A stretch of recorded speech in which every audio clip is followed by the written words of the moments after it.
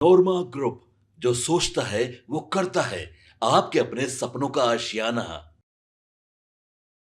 नमस्कार, भारत लाइव देख रहे हैं आप। देखिए, सुबह सुबह एक बड़ी खबर निकलकर सामने आ रही है। देखिए, आपको बताते चले कि एनडीए में अब सब कुछ ठीक नहीं है। जिस प्रकार मुख्यमंत्री नीतीश कुमार की तस्वीरें निकलकर सामने आ रही है, सीट शेयरिंग का मामला कहीं ना कहीं और भी उलझते जा रहा है।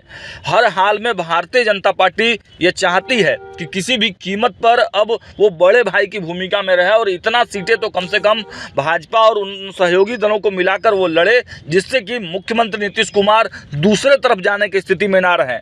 कल जिस प्रकार की तस्वीरें निकलकर सामने आई हैं, राष्ट्रगान के बीच में मुख्यमंत्री नीतीश कुमार अपने अधिकारियों से बातचीत करने लगते हैं, उस पर खूब किरकिरी हो रही है।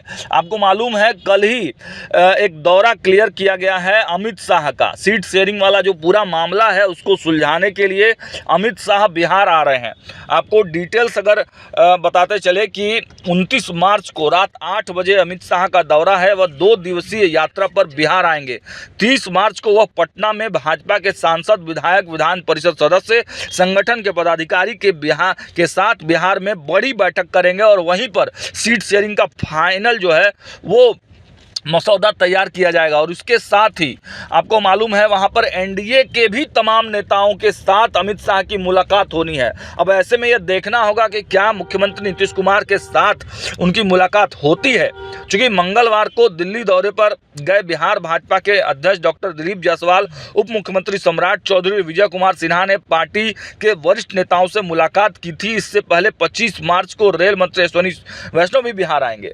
अब इन सब को अगर आप मिलाकर देखेंगे तो जो एनडीए के तमाम सहयोगी दल हैं वो तो किसी न किसी माध्यम से मुख्यमंत्री नीतीश कुमार और बाकी सभी दलों से टच में है। लेकिन क्या अमित शाह जब बिहार आएंगे तो क्या कोई फरमान लेकर बिहार आने वाले हैं? वो क्या सीट शेयरिंग का मसौदा भारतीय जनता पार्टी अपने हिसाब से तय करेगी? ये सवाल अब यहाँ उठने लगे हैं। और इसके साथ साथ एनडीए के तमाम घटक दलों में एक बेचैनी सी भी दिख रही है।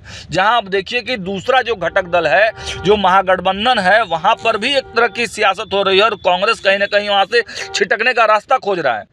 ऐसे में एनडीए के जो तमाम दल हैं, चाहे चिराग पासवान की बात कर लें, उपेंद्र कुशवाहा की बात कर लें, ये तमाम दल अब चाहते हैं, मांझी हो गए, ये तमाम दल चाहते हैं कि जल्द से जल्द सीट शेयरिंग फाइनल हो जाए, ताकि अगर इधर मन मुताबिक सीटें नहीं मिलती है तो वो उस खेमे में जाकर अपनी सीटें जो है वो सेव कर पाएँ। इसलिए जल्दीबाजी में ये कार्यक्रम किया गया, अमित शाह का दौरा किया गया है। लेकिन अब देखिए, मुख्यमंत्री नीतीश कुमार का जो तमाम तस्वीरें निकलकर सामने आ रही है, मुख्यमंत्री नीतीश कुमार के पार्टी के लोग भी चाहते हैं कि कहीं ना कहीं उनको बड़ा भाई बनाया जाए।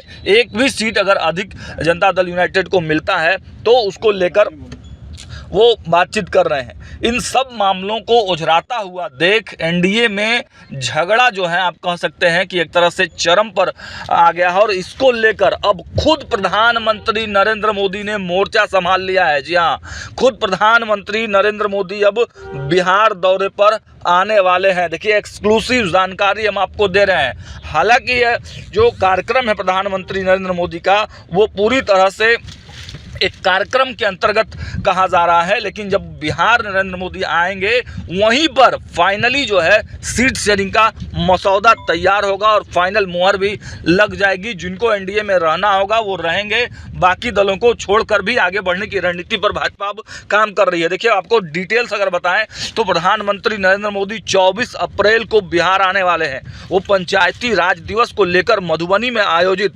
कार्यक्रम में हिस्सा लेंगे। इसके साथ ही वो पटना एयरपोर्ट के नए टर्मिनल का उद्घाटन भी करेंगे। अब बिहार आने के बाद प्रधानमंत्री नरेंद्र मोदी और मुख्यमंत्री नीतीश कुमार के बीच में एक बैठक भी हो सकती है, एक बातचीत हो सकती है और वहीं पर गठबंधन और सीट शेयरिंग का औपचारिक फैसला भी हो सकता है। अब देखना होगा कि एनडीए में कौन कौन से दल इस वर्तमान परिस्थिति जो बनी है उसमें शामिल रहते हैं या फिर छटक के दूसरी तरफ चले जाते हैं। हमारा नज़र हर खबर पर बना हुआ है। देखते रहिए भारत लाइव। बहुत बहुत धन्यवाद।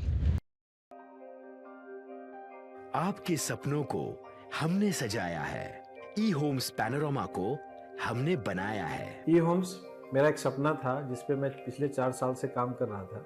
हमने जो बनाया है वो सबने है माना।